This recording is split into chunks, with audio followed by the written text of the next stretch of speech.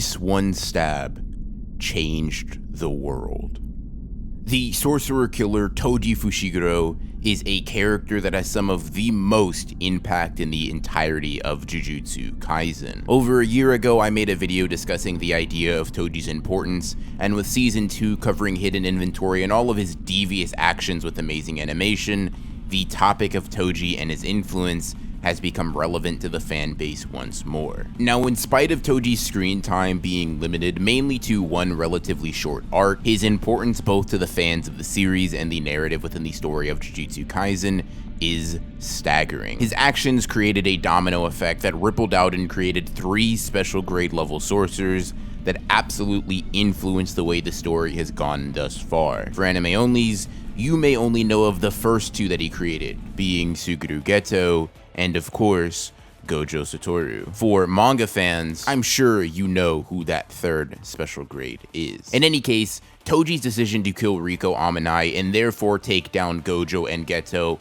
simultaneously doomed Geto to go down a dark road and bless the Jujutsu Kaisen universe with an awakened Gojo, one who wanted to dedicate his life to fixing the crappy ways of Jujutsu society. With a single stab from his technique negating blade, Toji completely changed Gojo as a character, and for all of the heinous things that Toji did in his lifetime, the act of nearly killing Gojo wasn't really one of them, as crazy as that sounds. In fact, this is arguably one of the greatest things that Toji had ever done when you look at the ramifications of his actions on a larger scale. Without Toji forcing Gojo to abandon everything except the ability to use reverse curse technique, it's possible that Gojo may never have been put in a position where he would be forced to heal himself until it was too late. We know that Gojo had been trying for quite a while to access his curse technique reversals and reverse curse technique in general, so we know that it wasn't something that came easy to him. What we also know is that life or death situations can be the necessary impetus for a sorcerer to truly envelop themselves in curse energy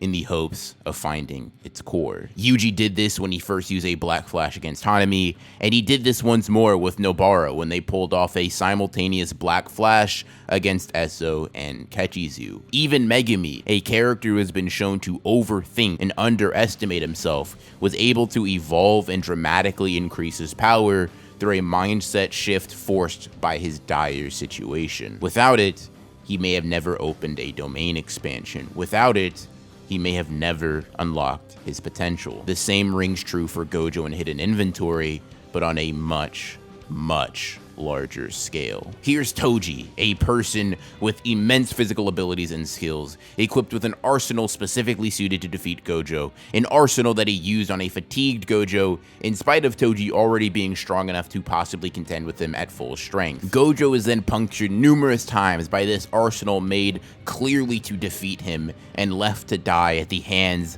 of the aptly named sorcerer killer, with only 2 options in front of him: remain stagnant and die, or evolve and survive. It is at this crossroads that Gojo's potential truly explodes, and the strongest character that we know him as is truly born. Gojo deserves credit for this evolution, especially seeing as how it would be so easy for him to just lie down and accept his fate. But this reality could only exist because Toji was powerful enough to bring the nearly invincible Gojo down. Because of Toji's strength, Yuta was saved from an execution years later. Yuji was saved from an execution years later. Megumi was recruited to be a Jujutsu sorcerer, and so many other characters that make up the core cast of the series were able to blossom into who they are today under Gojo's care. Conversely, Toji's actions in the hidden inventory arc also contributed to some great tragedies in this world,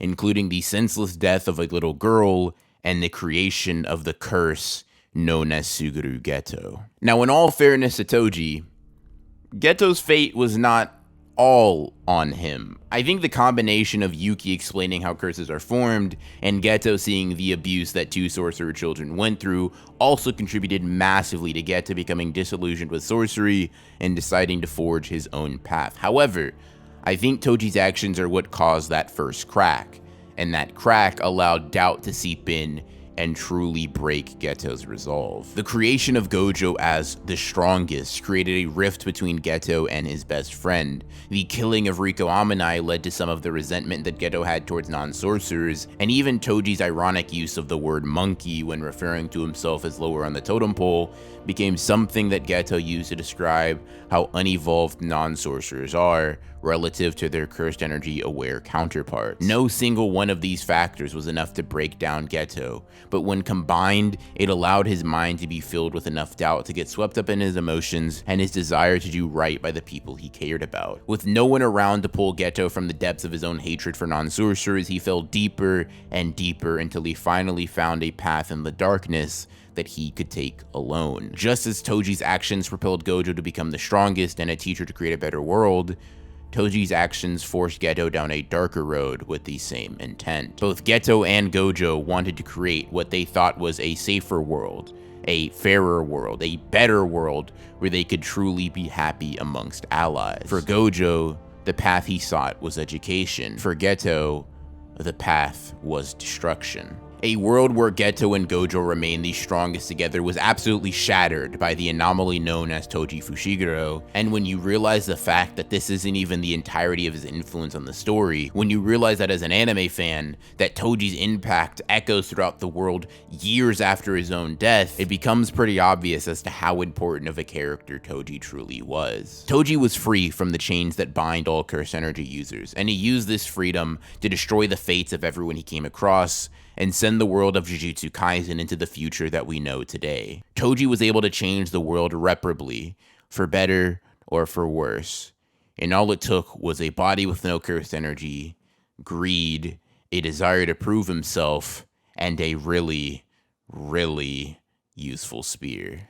If you enjoyed this video and want to see more of my thoughts on Toji in the Hidden Inventory arc, check out this video where I do a full analysis of Toji's characters within the confines of Hidden Inventory. Subscribe for more content like this, and I'll see you in the next one.